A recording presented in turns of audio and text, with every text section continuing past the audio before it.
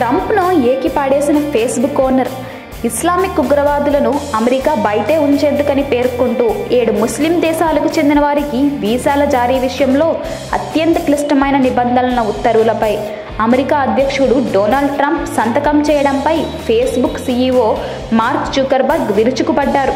వలసదారుల స్వర్గధామంగా పేరొందిన అమెరికాలో ఇలాంటి పరిణామం ఊహించలేదని వ్యాఖ్యానించారు. టెర్రరిస్టుల నుంచి అమెరికా రక్షణ ముఖ్యమే అయినప్పటికీ ఆపదలో ఉన్నవారికి, శరణార్థులకు సహాయం చేసేందుకు విశాలంగా వ్యవహరించాలని జుకర్బర్గ్ కోరారు. టెర్రరిస్టులను అణిచివేయడం మంచిదేనని, అయితే ఈ రూపంలో ఆపదలో ఉన్నవారికి, శరణార్థులకు సహాయం చేసేందుకు విశాలంగా వ్యవహరించాలని కోరారు.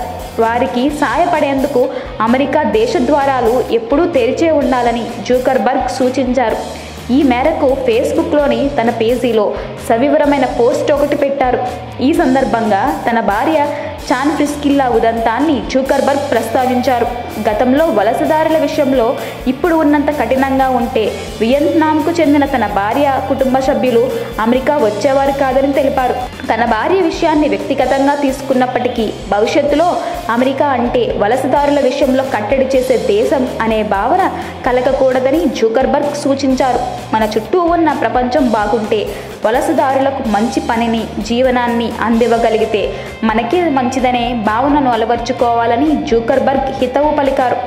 ప్రపంచంలోని వారందరికీ ఉన్నతమైన స్థానంగా అమెరికాను తీర్చిదిద్దడానికి ధైర్యంగా, సంయమనంగా పనిచేయడానికి ముందుకు రావాలని ఆశించారు.